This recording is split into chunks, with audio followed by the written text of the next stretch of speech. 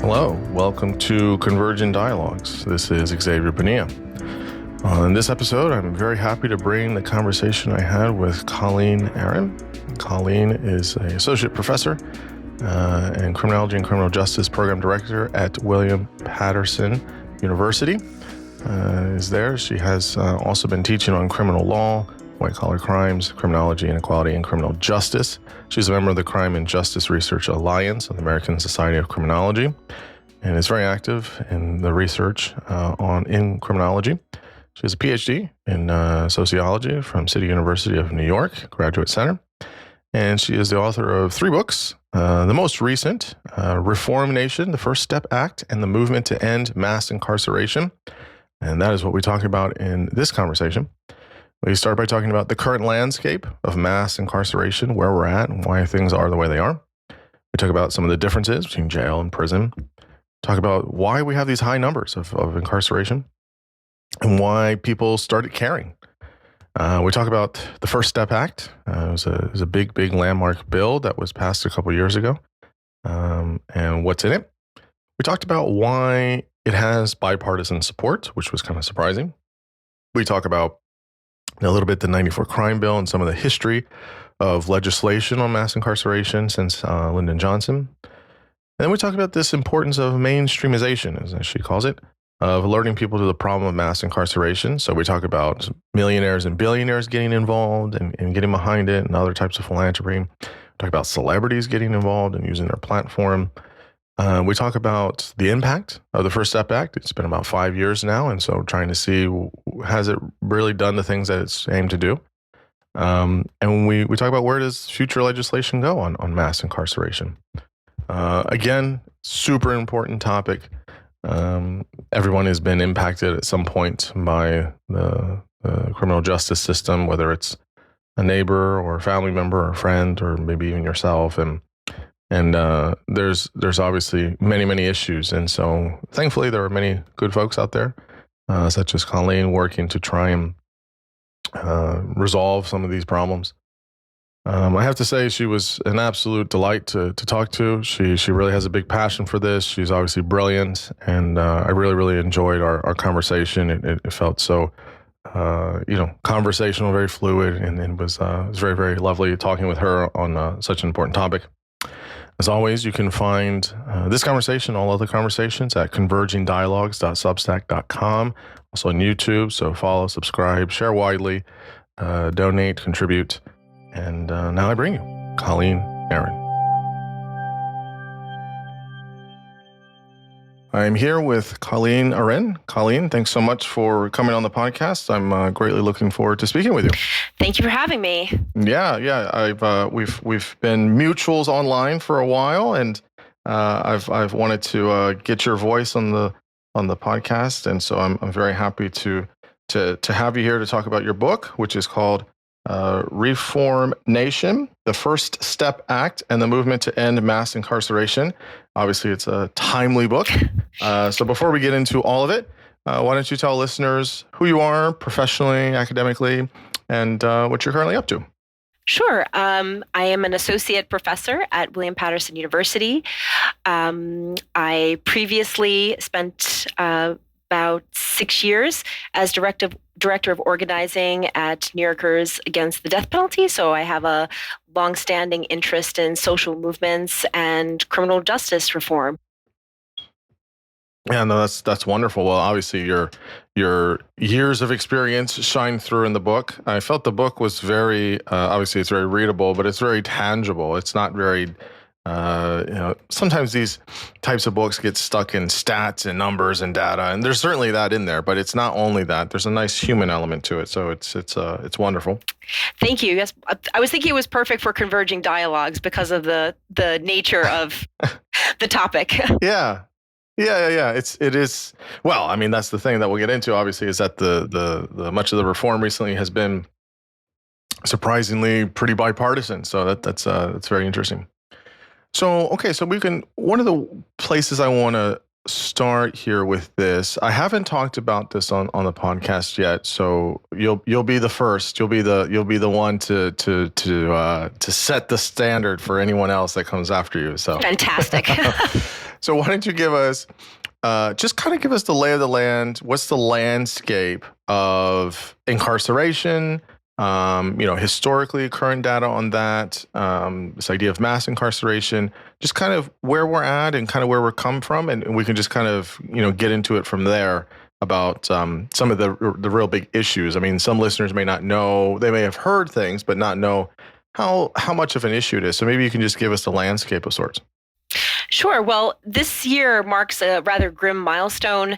It's the 50th year anniversary, really, of the beginning of what we can consider mass incarceration in the United States. So approximately 1970, we had a full million fewer people who were incarcerated. In 1970, yes. Often liberal campaigns to say cut 50% of the people in prison seem like these pie in the sky ideas.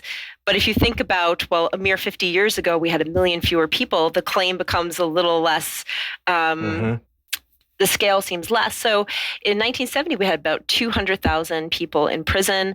At the peak of mass incarceration, 2008, we had a 1.3 million. But beyond that, that's just federal and state prisons. We also currently have about 550,000 people in jails, the vast majority of which are there for crimes for which they have not been convicted yet. Add to that, we also have another 4 and change million people on probation and parole. So when you take all of that together, it really is mass incarceration, where about 70 million people currently have been involved in the criminal justice system at some point in their life, and 1 in 3 people has a criminal record. Could you? I mean, those numbers are absolutely depressing.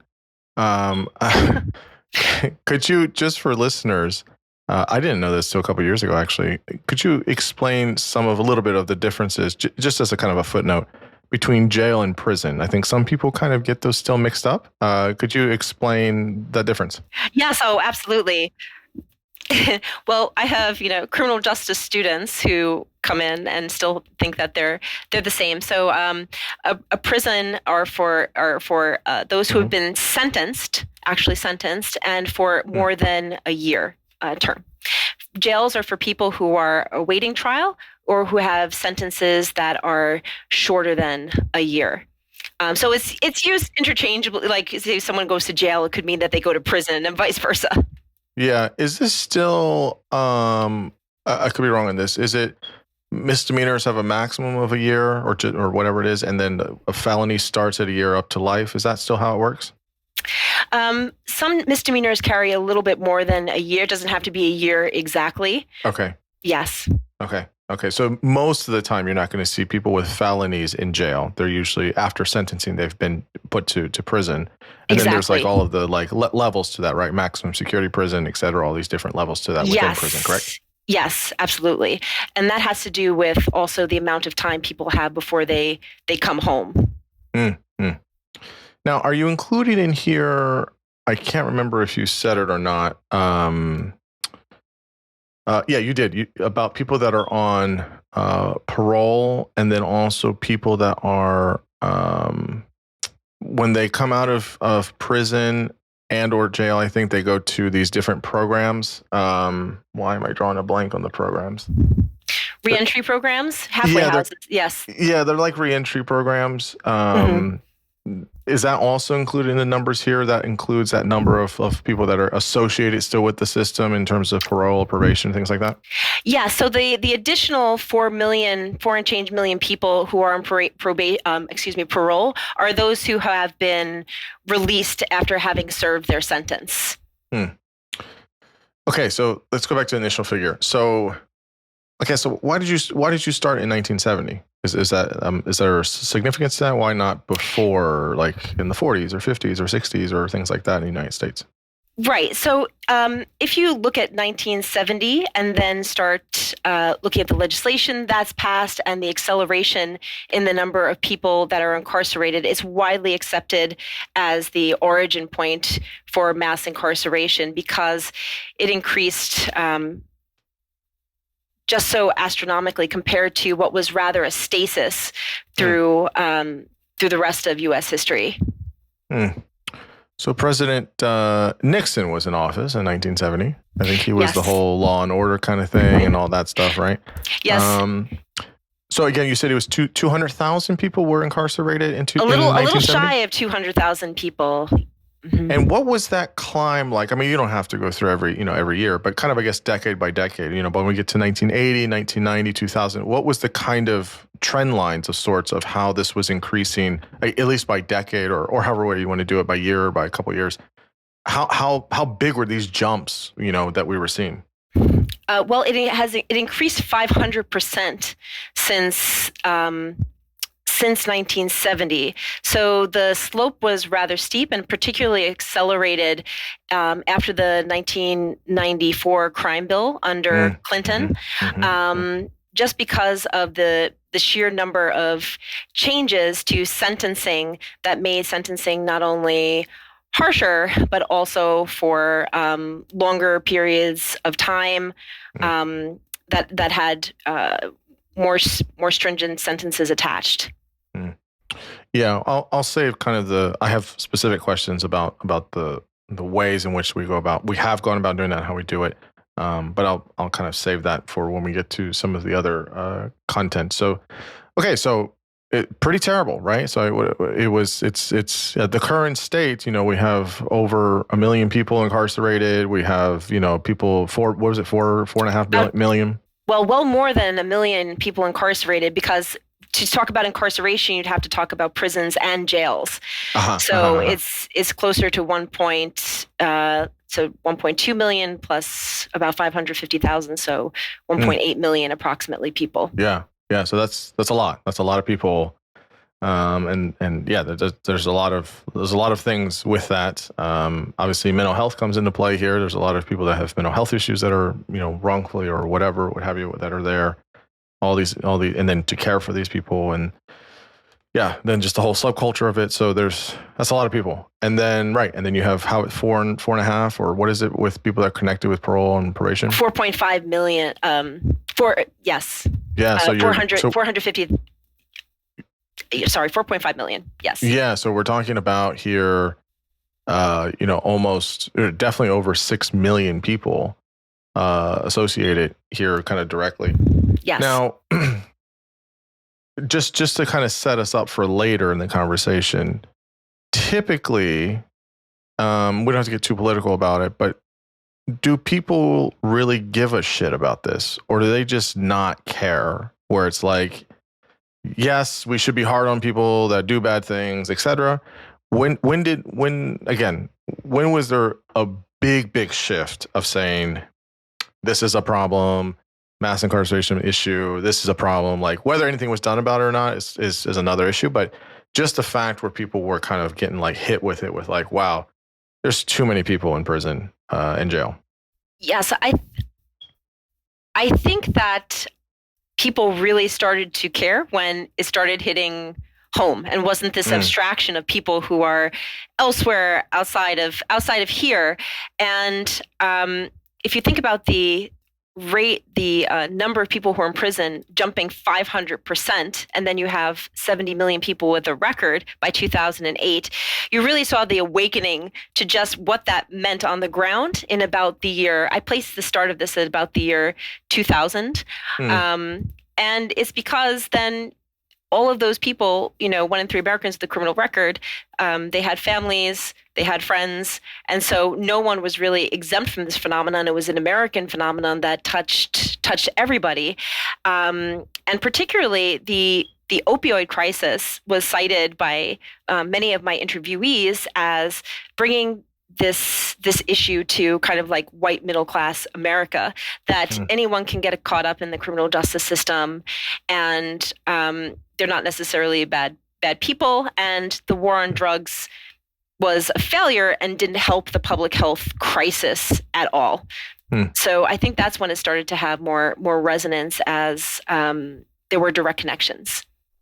It seems like this is also true for a lot of other things as well. But for here is when we make it not so distant and we don't other people in this way, and we see how it's connected, or somebody's got a nephew, or they got a cousin, or they got somebody that's been in the system, and knowing that it's very easy to get caught up in that. People make mistakes or things happen.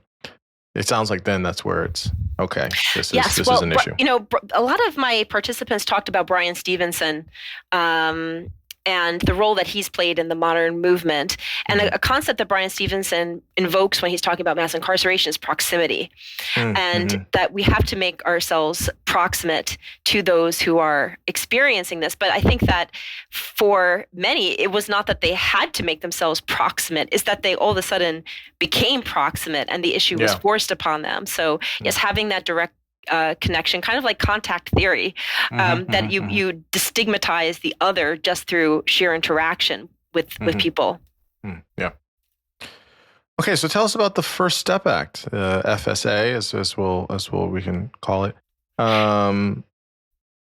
Tell us about. You say in the book that there was a lot of. I mean, obviously, this is like any piece of legislation. It's not typically the final piece just comes out. There's a lot of other things that like kind of are the on-ramp to that. So maybe just kind of walk us through when do we first see the kind of early beginnings of what would be the First Step Act with whatever other bills or legislation, I guess kind of the major players in terms of congressmen and women, and then what are the basic features of the First Step Act? Well, the First Step Act was not something that appeared over a year. It took approximately 8 years and various legislative influences. So we can find the Smarter Sentencing Act contributed provisions to the First Step Act. The Sentencing Reform and Corrections Act was also a progenitor of the First Step Act, and the Dignity Act was also pieces of it, provisions of it were rolled up into this. And major players on the left and the right were Senators Durbin, Senators Grassley, were really key in bringing this forward at that moment and providing a bipartisan type of veneer to it. The provisions of the First Step Act. So first of all, it's the 5-year anniversary of the First Step Act, which is coming up. That's wild. Oh my gosh, how's it been 5 years already? Oh and I think that at the time, I feel like that was just signed yesterday. I mean, it's so weird. Wow.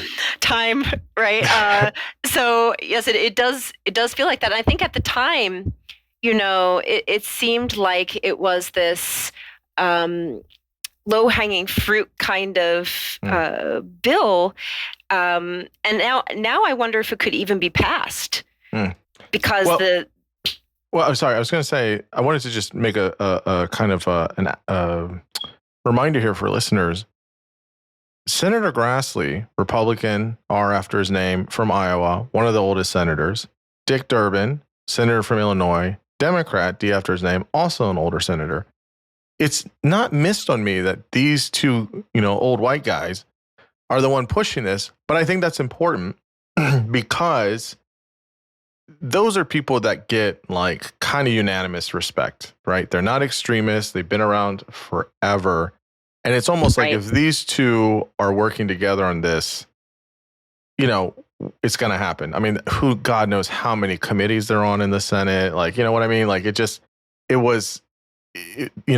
way the Senate works is a kind of an old boys club, if you will. I mean, there's a hierarchy to it for sure. And they've been around forever. Do you think that's a big piece of what was like, okay, here we are. Let's this is going to happen kind of thing? Oh, absolutely. I think that, David Dagan and Stephen Tellis, who wrote Prison Break, a book about conservative criminal justice reform, talk about identity vouching, that you need to have the bona fides when you get up in front of a certain group of people who are looking for some type of tribal signal, that it's okay to buy into something. And I think that both of them did, especially in the case of Republicans, identity vouching, that this criminal justice reform bill was acceptable to jump onto. And so, yes, I think that provided like a shield for them versus like if AOC had tried to get on it or There's no AOC Republican. and Ted Cruz. Although I think they have tried to work together on things, but it's a little bit different. That would have been quite the pairing for criminal justice reform. Yes, it would. Yes, it would. I don't know what a bill with AOC and Ted Cruz could possibly look like, but that's the analogy. Right. So sorry, I interrupted you. So you were going to get to some of the basic principles and features. Yes. So some of the two main strands of reform that were in First Step Act were, first of all, sentencing reform and then prison reform, corrections reform. So on the prison reform side, it implemented a new risk and needs assessment system called Pattern, which was enormously controversial for reasons we can get into about the factors that were included in the algorithmic assessment of whether someone was high risk, medium risk, or low risk. Could you talk about, so kind of with each of these things here, because that might be helpful. How was it? So before this, that was saying, okay, this is what needs to be fixed, and here's how we're going to fix it, and then explain kind of this. So in this example, this kind of assessment level. So what was the problem they were trying to fix with this? And why was this the way in which they thought was better, and what was the controversy on it? I think that there's always a tension with the debate about algorithmic risk assessment. Is it less biased than a human in making a determination about risk? And so from the left-leaning perspective, the debate about Pattern was that it had some type of racial bias baked into it, that the factors that they were measuring would disproportionately affect those of color who were in the federal system. But the counter argument is that, well, that may be the case, that there are some factors that would mean that people of color are disproportionately put in the higher risk category, but is that more biased than a human would be given the same type of a record? Right. So all of these things are meant to correct the problem of perceived bias in the system in deciding who is high risk. And the problem that they're really trying to get at is the problem of recidivism. Yeah. You know, if we implement this statute, how likely is it that we're going to have a backlash when the people that we let go of earlier in their sentence recidivate, and then we lose credibility? Well, especially if you're looking at different types of risk factors, right? So if you're looking at dynamic risk factors, right, that's going to be a lot different than static risk factors. So yes, for listeners, static risk factors are things that are kind of true or kind of pervasive with the individual. So if they're chronically homeless, that might be a static one. But dynamic, or they have a mental illness, that might be a static risk factor. But dynamic ones could be more things that are changeable or in flux. And so obviously, I think it's right to be concerned about, we know that in the criminal justice system, it is disproportionate against people of color. That's a pretty big fact. But you still have to assess risk factors, but looking at some of the ways in which systems haven't been the best for certain groups of people for a while, I could understand the worry. But there are pros and cons to using an algorithm, and there are pros and cons to using humans. I mean, humans can do risk assessments, good ones, but it is there are biases and there are blind spots for different things that can be at the detriment of people. So I think that is a tricky. I can see why that's a tricky thing to correct. Yes, and the Pattern had tried to balance static and dynamic factors in the assessment, but of course all of them were critiqued. There was a lot of opacity as to who was going to be designing this tool, how it was going to be rolled out, and it was very difficult to get information about the tool until its release. So okay, so this is kind of there's issues with corrections. So you talk about some of this controversy here. So what was the compromise? How did they get it in the Senate and the House? What was the compromise? How did they get to? Right. I think that it's important for us to talk about the other pieces of it that were in the what was in the bill. So besides the risk and needs assessment, they also then provided programming based on the level of risk. Mm-hmm. And if individuals took 30 days of programming to reduce their risk, they would be given 10 days of earned time credit, which then, if it added up to the amount of time remaining on their sentence, could be released, could have pre-release, be in pre-release custody outside of prison. Mm-hmm. Other really good changes were that people had to be moved in closer proximity to their loved ones. They were given more teleconferencing time. Women could no longer be shackled in federal prison in postpartum.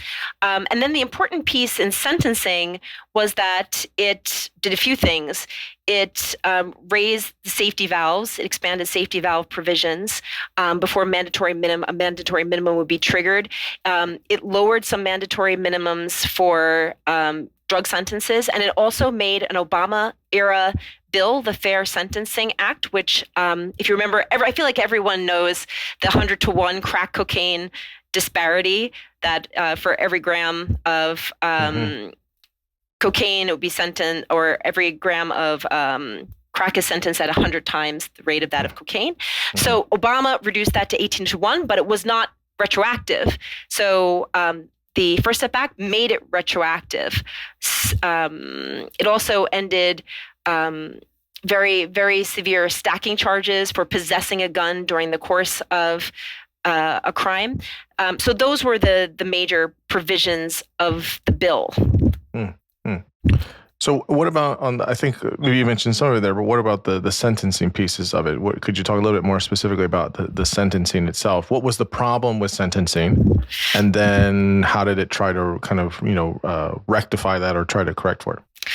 Well, it was a big mea culpa for all of the decades, 50 decades of harsh federal sentencing, particularly as it pertained to drugs. And so the problem was, in the 1980s, there was this extraordinary proliferation in harsh drug laws and harsher sentencing around it.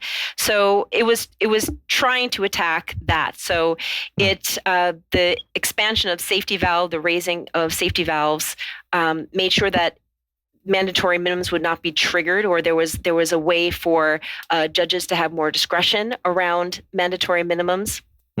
Also, it lowered the sentence for some drug offenses from life without parole as a mandatory minimum to 25 to life. And so by really attacking mandatory minimums and mitigating them and increasing the threshold before one would be triggered, that's how it really affected sentencing. Oh, and lastly, it expanded clemency for issues of compassionate release. So if someone were dying in prison, it wouldn't be so damn difficult, because something like 94% of people are denied compassionate clemency when they try to get it. So 4,500 people have been released since then because of the expansion of compassionate release.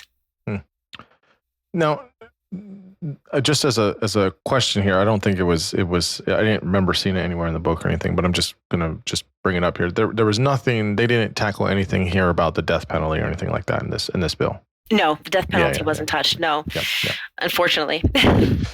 Yeah, I mean that's a. Florida. That's another. But right, Florida just expanded the death penalty. I know. I saw for that. child rapists. Yeah. So whether or not that's going to be a constitutional challenge, I hope it will be, because we abolished the death penalty for rape because of the way it was inflicted in racially biased manner. And I don't have expertise in child psychology, but I can imagine all of the problems as far as reliability when it comes to witnesses. Yeah, it's that's a tricky one. I know a lot of states have banned it, or not a lot, but a handful of states have banned the death penalty in certain states. So I don't know if up your way they've banned it, and in Maryland they've banned it. They banned it in 2012, I believe. Yes, New York, New Jersey have banned the death penalty. Yeah. Yeah. Okay, so let's talk about the bipartisan aspect of this. So we already mentioned Senators Durbin and Grassley were there. In the book, you said it's 15 Democrats, 16 Republicans, 1 independent. Is this right? Yes. That's pretty wild to have that kind of bipartisanship with President Trump as the man in the Oval Office. So remember, this is not an Obama era or a Clinton or a Bush era bill. This is this crazy rare, lightning strikes twice kind of bipartisanship in the Trump administration. And again, it wasn't like 2 Republican senators or 2 Democratic senators. I mean, that's, there's a good amount. What's the story there? I guess just in terms of voting and like, how did they, kind of was like to my point earlier, was the fact that you had these 2 older guys from each party kind of leading the charge and saying like, this is okay. We're okay with this. Let's get it done. Was it, they wanted, what was the kind of motivation to get to be so bipartisan? Well, I think it's important to note that mass incarceration was always a bipartisan creation. Like if you go back and look at what Biden was saying, or Hillary Clinton, or Bill Clinton, were saying in the 1990s, the language, was pretty horrific. It was about predators, and they were very much behind this lock them up ethos, and later had to kind of retract a bit. Biden called what he said in support of the 1994 crime bill a mistake.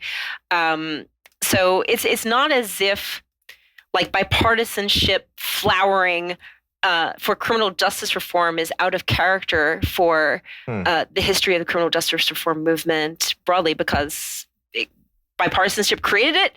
Bipartisanship looks like it's poised to at least affect it in a way that's somewhat decarceratory and ameliorative. I think that Republicans have actually more of an ability to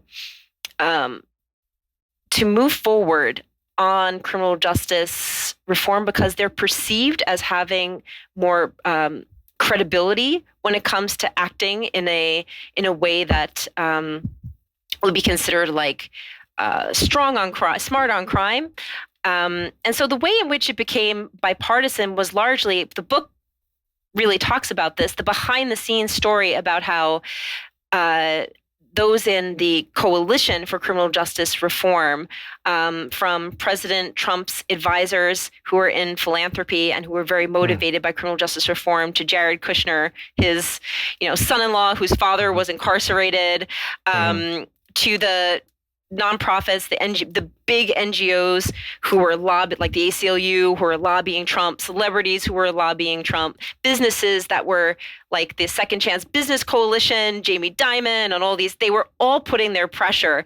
And so I think that locating the bipartisanship just within the political sphere is missing out on the wider story of how this was a lot of institutional actors, but outside of the House and the Senate. I don't want to open this can of worms, but I understand that people have this kind of different retrospective on the 94 crime bill. I mean, both you and I were alive in 94, and I mean, in the early 90s, gang violence, especially on the West Coast and a little bit in New York City as well, is in different cities that are up and down the coast, were really tough. I mean, it was really, really tough. I mean, this is like kind of that old kind of thing of like the Bloods and the Crips and things like that, like big organized gangs. And it was pretty bad. I mean, gang violence was pretty bad. And I could be wrong on this, but I think a lot of that, when people were having, when there was lots of crime, killings and stabbings and kidnappings and carjackings, things like that, people wanted something. They wanted to feel safe. They wanted to go into a city. They wanted to feel safe. And I think a lot of that was pushed for this this bill in 94. And it just feels like this kind of, what do they call it? Revisionist history of sorts.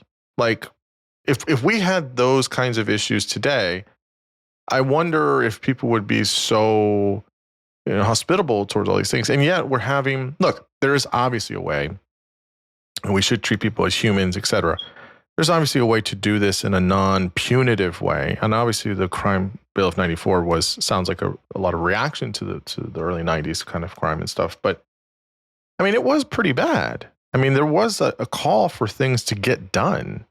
And this whole, like, let's just make it easier for people. Let's reduce sentencing. No one would have been on board for that. I mean, I know on the left, I know other folks, that's another thing that people get to beat up, Bill Clinton for, and like, oh, he's terrible. And people beat up Joe Biden for being, a hypocrite on this. And I hear that. And I mean, I don't think it was a great bill. I'm not, kind of going on board for this, but I do think contextually though, like, yeah, I mean, there was people that were on all sides of this that were calling for this. I mean, what do you think about how we kind of remember this now 30 years later, Well, I think that you raise a good point, which is that, we have this,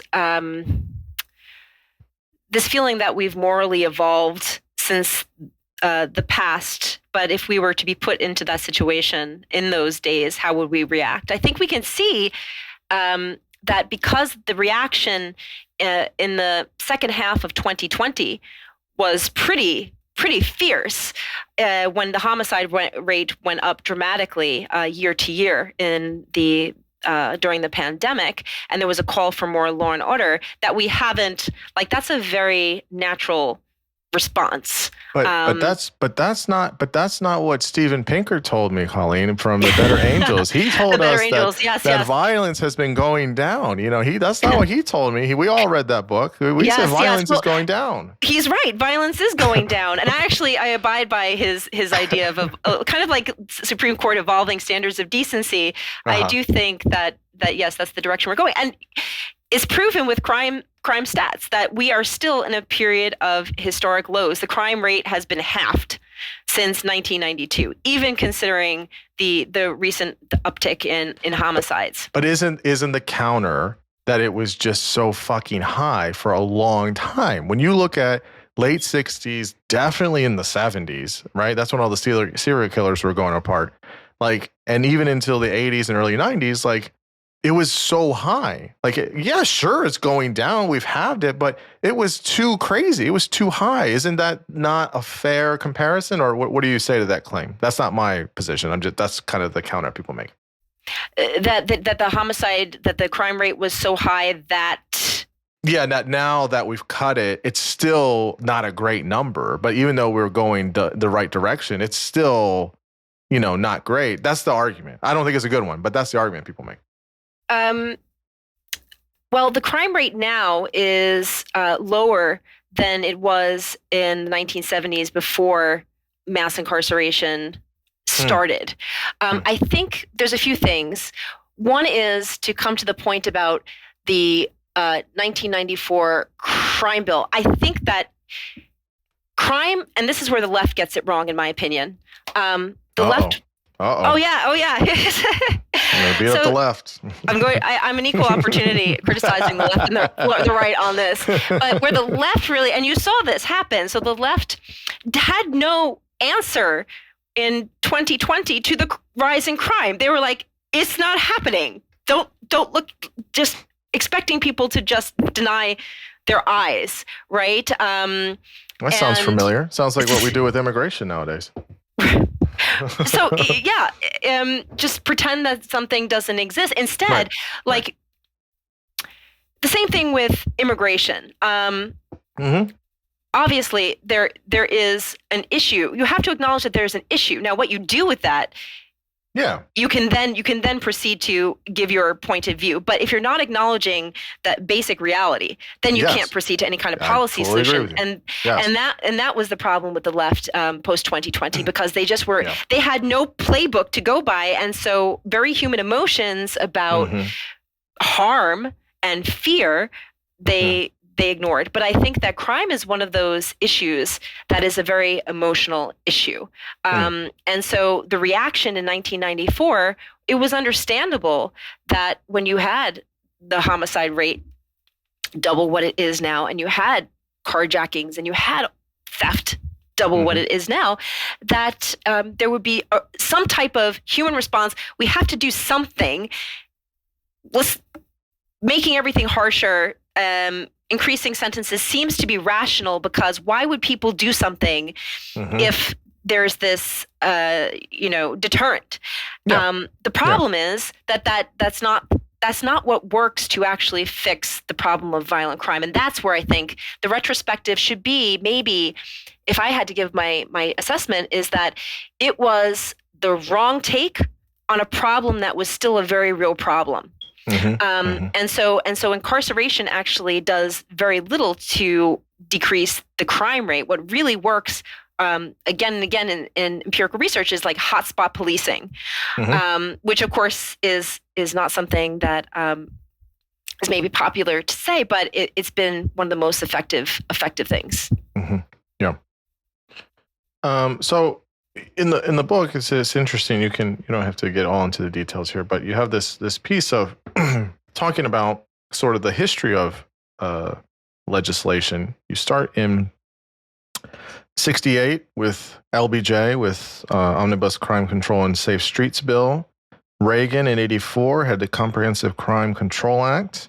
And then in 1986 and 1988, Reagan had the Anti-Drug Abuse Acts. 1994, the bill we've been talking about under Bill Clinton. The Prison Litigation Reform Act, in 1996 by Clinton. Bush in 2003 had the Prison Rape Elimination Act. Bush in 2008 had the Second Chance Act. I think you mentioned that earlier. And then Obama had the Fair Sentencing Act, which you also mentioned, in 2010. So there's what is all this telling us? What is this saying since 1968, since good old LBJ, up until now, where we get to the FSA in 20? When was this? 27? When did this pass? 2018. 2018. Yeah. Yes, I think what's the history of this? What's the kind of progression here from all of these acts? I think it's a story of the millennium being the turning point, and LBJ being kind of like the initiator, or the 1970 approximately being the starting point of this. That the federal government and presidents were very involved in ramping up the carceral apparatus. And what did that look like? It looked like incentivizing the carceral state by providing money for more prisons, by providing more money for law enforcement, by increasing sentencing, by making sentencing harsher. So in the 1980s, you have the elimination, for example, of federal parole. You have mandatory minimums. You have it more difficult for people who have serious mental illness to plead and have an insanity plea. 1994, you have expansion of the federal death penalty. You have 3 strikes and you're out. And then the story of the 2000s, approximately, like we were saying at the beginning of this conversation, like when did people begin to feel it? All of a sudden in 2000, you see this shift. So all of that buildup federally. And then George W. Bush starts talking in very Christian terms about redemption and second chances, and providing some of the really more powerful language about why and how we should be revising our prison systems to be more compassionate, help people back on their feet. And while Second Chance Act didn't do much to reduce incarceration, then we see with Obama and fair sentencing, the Fair Sentencing Act, it does. So it reduces the 100-to-1 crack cocaine disparity to 18-to-1, and then the First Step Act builds upon that momentum. and does even more to curtail and like I said, is an apologia about mandatory sentencing. Let me ask a question here. When I'm listening to you and I'm thinking about how you're saying this, if I listen to some of my libertarian friends, if I listen to some of my conservative friends, they're going to say more often than not, well, this is a state's issue. I mean, each state's got to figure out what they want to do, and let's just kick it to them, and that's it. In all of these scenarios, it sounds like there's a federal and a state's kind of cooperation here. But could you emphasize maybe, if you think so, why at the federal level this is really important to set these types of rules and regulations for things federally, as opposed to not in opposed to the states, but in conjunction with states, with cooperating with states. But why the federal aspect of it is so critical? The federal aspect is really critical because it kind of sets the tone. It's very symbolic when it happens at the federal level, but absolutely. Only 200,000 of the 1.2 million people who are in prison are in federal prison. So it is a symbolic gesture, but federal changes often influence things like incentives that are then provided to the states. But the way in which even the federal legislation around the First Step Act came together, you can find it then, that model being replicated in other states. And so, for example, Florida tried to take on its own version of the First Step Act following the passage of the First Step Act. So it gives it that platform, that megaphone to set the tone for the states. And if it's happening at the federal level, that there's a bipartisan coalition, it makes it easier for state actors to claim that they are acting in line with their party. In the book, you talk about this thing called mainstreamization. And there's a whole process. I think you have a graph in here where it's collective acknowledgement, resonant stories, resource growth, action and amplification, and then expansion and mainstreamization. Why is that, and how we mainstream this, criminal justice reform? Why is that important for getting these things passed? Because obviously there's of sorts, I guess, the nuts and bolts of it with, policy and bills and all these things. But as, we'll talk about in a minute, there was a push from all these other outside groups, philanthropy, billionaires, celebrities. There's all these campaigns, there's all this stuff. And I like that you look at the kind of whole gestalt of it, because it's showing that these things, when they impact us, I would imagine, again, different, but a similar thing needs to happen with mental health. I think the similar thing has to happen with opioids. And I think there's pieces of that moving. But I think that there's a sort of this collective aspect gives it something where this impacts everybody, more than just politicians are involved and need to be involved. And it really just is a way in which, of the people, by the people, are really trying to be active in how they try and fix problems at a federal level, not just a local or state level. So talk about this kind of mainstreamization, why that's kind of important for this too. Well, it's very important because in the U.S., our criminal justice system is highly impacted by public opinion, and public opinion can change very quickly. This is different than in Europe, which is a little bit more inoculated. They can make decisions about criminal justice policy that then can stay, and the public doesn't have as big a say in it because judges aren't elected, for example, and so it's enormously important because it has to be a mass movement.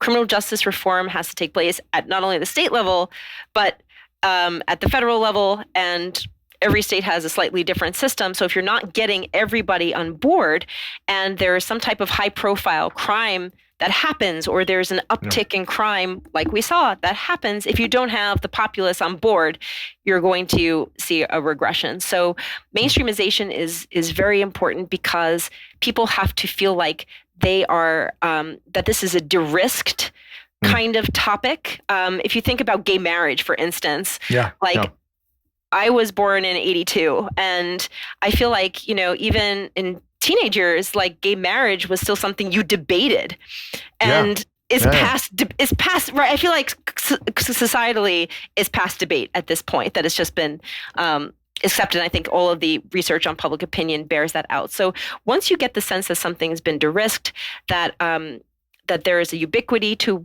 what's being said, that it's being adopted by the culture, then it becomes easier to have public opinion inoculated from these wild swings in opinion if something starts to go wrong. So let's talk a little bit. So you give a chapter for kind of each of these kind of groups of sorts. So we can take them in order. So you talk about billionaires and philanthropy and stuff. So it's one of those things where, look, we live in a capitalist society, and money's what makes the world go round, and unfortunately that's the reality. Look, you can get a bunch of influencers and people on TikTok and people on, Instagram and, some popular famous people, like that's great. But at the end of the day, you need money. And you need not only money, you need powerful people with money that are pushing this and pushing it in the right ways. So what's the incentive, I guess, for millionaires and billionaires, really, and you can name some of them, that to get involved with this? Like, why would they get involved? What's the incentive for them? They have money. They don't need to do this. Why are they going to, stick their neck out for people in the criminal justice system, et cetera, et cetera? What was the incentive for them? And maybe you can talk about the Reform Alliance as well. Sure. Well, the first thing I just like to say in regards to like this, what you said about, we have to admit that that's what happens, and we need people with money. And I think there's a kind of sentiment that taints the purity of the movement. But in fact, if you look at the most radical nonprofit organizations that are in this, like the abolitionist types, if you look at who's funding them, still there's like Tides Foundation. You you dig deep enough into the finances, and there's a billionaire behind it. You need money. You need money, and that's how it goes. That's the reality. Not all the time, but many times, often enough, that's how it is. And another whole conversation is like the proliferation of nonprofits around this issue. But so why are billionaires getting involved? Well, they're differentially motivated. I think that many of the billionaires in this era, which I agree with the language of philanthrocapitalism, which was begun like in the 1990s, the idea that philanthropists who are mostly entrepreneurial, who are problem solvers in finance, that they are better equipped than vast government bureaucracies that take forever to process a paper. They're more equipped to handle the problems that are confronting society. This ethos very much was found in the criminal justice reform movement. So although some of them were differentially motivated, I think that was a common sentiment, that we have this huge problem of 70 million people with a criminal record. So government's not fixing it. So how do we fix it? And in addition to that, many felt personally moved by some aspect of the criminal justice system. So, for example, Galaxy Gives, who was one of the big funders, is one of the big funders in criminal justice reform. Michael Novogratz, who was involved in cryptocurrencies, made his billions there. He was very moved by hearing about how broken the criminal justice system was from his daughter, who was doing an internship, I believe, at Bronx Defenders. Dan Loeb got into it because he overheard Cory Booker at the American Enterprise Institute talking about how 1 in 2 Black men will have a criminal record by the time they're 24. Doug Deason, who's the funder for on the right, one of the Trump funders. He was motivated because he himself got into hot water as a teenager. He broke into a friend's house and was being brought up on charges. And because he was son of a billionaire, he got off. His dad pulled some strings, his mom pulled some strings, and he said that made me realize that this was not equality of opportunity for everybody. I was being treated differently. So there's that personal kind of connection, and then the belief that I have the ability, because of my experience as a macro trader, because of my experience as a hedge fund person, to see the field in a way that is more perspicacious than these people on the ground. It's interesting. I think that it's such a. I remember hearing stories, like I think the biggest story I remember hearing is the whole thing with Meek Mill, the rapper from Philadelphia. I mean, his story was pretty fucked up. I mean, it was pretty terrible. I mean, even by even the hardest liner of people that want. I mean, it was just awful. It was just terrible. Right. And it was interesting how, I think he used his influence, but I think he used it he kind of became like a. I don't want to say an icon, but like a poster child of sorts, unfortunately, for how this is terrible, and really then pushed for how does this impact so many other people and people of color. But he really got like a bunch of billionaires together to be like, this is seriously terrible. Help me fix this, not just for me, but for everybody else, which I think is my impression is that his motives are. I mean, I don't think anybody's motives are entirely pure, but I think that they really were, like, he really kind of like experienced it and was like, okay, like I'm seeing other people experience this. Like, this is terrible. And knowing the kind of billionaires getting involved. So I've always thought that story with the billionaires thing was really interesting.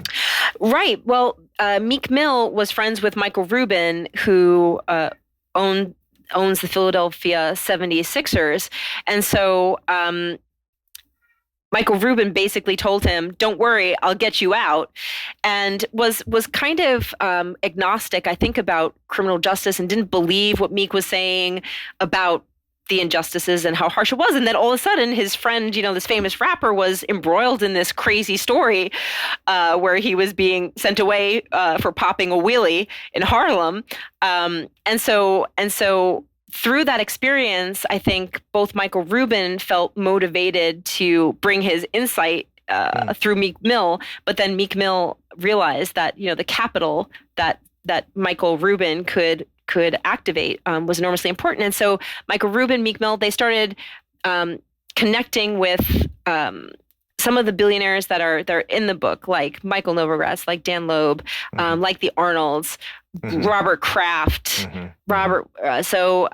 Clara. I remember the Robert Kraft involvement. That also was like interesting to me as well. I was like, oh wow, and the Reform Alliance was kind of, to me, this like model exemplar of what was happening with very wealthy philanthropists getting into this movement, because they bound together and created Reform Alliance, and it was comprised exclusively of billionaires. Jay-Z was there, and Van Jones then served as this CEO. But it was this interesting bringing together of like celebrity and philanthropy, and they've been doing work around the Reform Alliance around probation and parole specifically, and infusing tens of millions of dollars into this space at the state level and having success.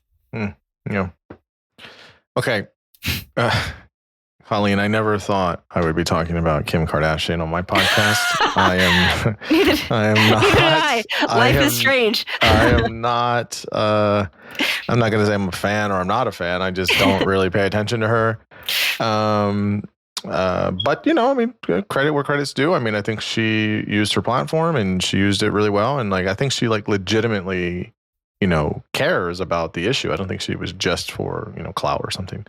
Alyssa Milano has her own thing. Obviously, you mentioned Van Jones as well. Tell us about, I find that sometimes like celebrities can be mostly awful with when they have things they promote, because it feels like it's just another gross way of capitalizing on an issue to just get more famous or to make money or things like that. I really don't think that's what it was with Kim K. Definitely not with Van Jones. I don't want to say he's a celebrity, but he's well known, I guess. But what's the utility of celebrity kind of influence in these positive ways? Are there any downsides or negative pieces to it? And maybe you can talk specifically about these folks that were connected with criminal justice reform. What's the kind of, I guess, pulse on this, you think, for celebrities using their kind of image? Well, there's something in sociological literature called celebrity capital, and theorists of celebrity capital talk about how it has these unique properties of fungibility, that they can transform it into economic capital, they can raise money, they have political influence, they can operate in multiple different spaces because they have this attention. Like, for them, attention is capital, and that helps everyone else who's involved, say, politically. So I think that to the extent that celebrities like Kim Kardashian can use their celebrity capital, one, to bring attention to it and therefore de-risk it for the general populace, to make it something that's just in general discourse, but also to gain entry into spaces where your average citizen can't. So Kim Kardashian, for instance, went to Trump, another celebrity, celebrities like schmoozing over criminal justice reform, but to advocate for someone in prison named Alice Marie Johnson, spending life for a first-time nonviolent drug charge, and succeeded in getting her clemency, and furthermore persuading Trump to get on board with the First Step Act. So, it's not just this symbolic gesturing that celebrities can do. There is that, and I think that they've been attacked and criticized rightly for making it a photo opportunity. But if you think about, there was a study done of the impact of Oprah coming out for Obama that estimated that she garnered him like another 1 million votes. So there's should like her or not, she certainly has influence. She has influence. Yes. So you can transform this. They're called influencers for a reason. The downside, of course, is the common criticism is it waters down the issue. How much can they really get into the politics of it? It may make it seem not serious. It may then be about self-promotion, but one of the things Van Jones said that I think was an apt comment about this is that if you're having if you want a populist movement, you want to also bring on board popular people to help make the case. I think it's fair. That's why, I think that's. I always felt it was very authentic, but I think that's why Bernie Sanders and Killer Mike were always hanging out, because it's Killer Mike's not that big, but he does have again, a reach within a certain demographic of folks that either listen to his music or, down in Atlanta or, certain communities, that Bernie desperately needed. And they, he was talking to Cardi B for a while. So that was, I think, a low moment for him. But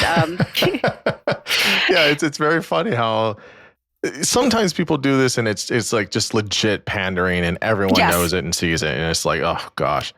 But I do think that there are some moments where there is like this kind of, odd couple kind of thing that happens, and it works, and it kind of works, and it's interesting, and they can use it, use their status and everything. Again, the influence and numbers that Kim K has is pretty astounding. It's love her, hate her, whatever. Like, she's taken that opportunistic train all the way. Cashed in on it. Hey, good for her. Like, whatever. But I think nice to see it used for something purposeful. Again, love her or hate her. I think that at the end of the day. Exactly. If you have a platform. Yeah. Yeah, And I think. yeah, she even was studying under one of the First Step Back proponents, Jessica Jackson, to be a lawyer during the course of this. So I think there was sincerity to it. Like she stayed behind the scenes for the entire time. Yeah. I totally agree with that. So I guess the other thing here is at the end of the day, it gets bipartisan support, which is wonderful. What have we seen? I guess it's been 5 years. What have been the have we seen impact of this? Have we seen how this has helped? How and if so, how has it helped? Where have we seen it? Just kind of, 5 years on, how effective has it been? What have we seen? Oh, it's all indicators are that it has been effective. Again, if you're dealing with the federal system being only 200,000 out of 1.2 million, you're dealing with a smaller scale. But it has released about 30,000 people through the use of earned time credits, and it has reduced the sentences of those who were sentenced prior to the Fair Sentencing Act of 2010. So about 4,500 people had reduced sentences. Another approximately 4,000 to 5,000 released because of compassionate, the expansion of clemency. But I think importantly for like proof of concept about risk and needs assessment and then programming around that is that the recidivism rate for people released under the First Step Act was only like 12.5% versus those who are just released separately, and that is around 42%. So it's been enormously effective so far. Yeah, no, that's obviously what you want. If people work hard on this and they're trying to say, okay, what's the impact here? So I think that's great. So the last question I have for you is, we talked a lot about the history here and all of these other things. The United States has this very frustrating thing is, they'll get like a major piece of legislation and they don't touch it for like 100 years or whatever. Yeah. Right. So ideally, like, what are the areas that need to continue to have improvement in the criminal justice system? And where do you think we're going, and where do you think it's headed? If you have something that's pretty bipartisan, you mentioned earlier somewhere in the conversation that, would it get passed today, which is crazy to think about. But yeah, where do you think the future is of this stuff? Both, how do we continue to have, good laws that are made, and what are some of the other places that need to continue to be reformed and fixed? So I think that, first of all, there was a lot of questioning about whether we would continue to have forward momentum in criminal justice reform because of 2020 and the backlash. Like I said, I don't think this year that criminal justice reform could be passed at the federal level. I think it still has a level of toxicity to it. But there is reason for optimism about it. Only 5% of Americans in 2022 said that criminal justice, that crime was like their top issue. And the number of people who say that they're afraid, kind of the classic ways of judging how people are actually affected by crime, or how are you afraid of walking within a mile of your home? How much are you personally afraid of crime? That really hasn't changed since 2000, the late 2000s. So although the language may have changed and there was a blip in crime rate going up, it seems like in general Americans are not prioritizing this. And in fact, I suffer through the Republican debates, and I'll say I suffer through any presidential debate. It's like regardless of which party it is. But it was criminal justice was actually like the seventh issue that was most discussed.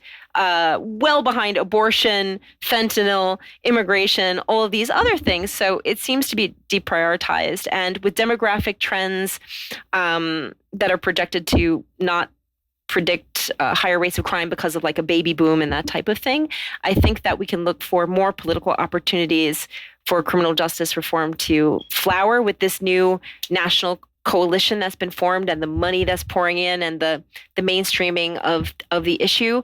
I'm a libertarian, so personally, I think that the what remains to be done in criminal justice reform is a lot of decriminalization. From my perspective, it's not objective. It has to be legalizing of drugs. So much of this is either directly or indirectly related to that. And if we were to go back to 1914, we did not have these laws about drugs.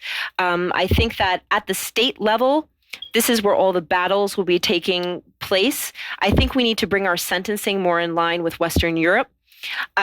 Sentences that are not measured out in hundreds of like Methuselah type of years. To really balance between public safety, what's needed to deter, what's needed to keep people safe, and what's overkill. And there's a lot of overkill. I think that, using social science and neurobiological science about patterns of behavior through the life course and kind of predicting at what age people age out of crime can inform that.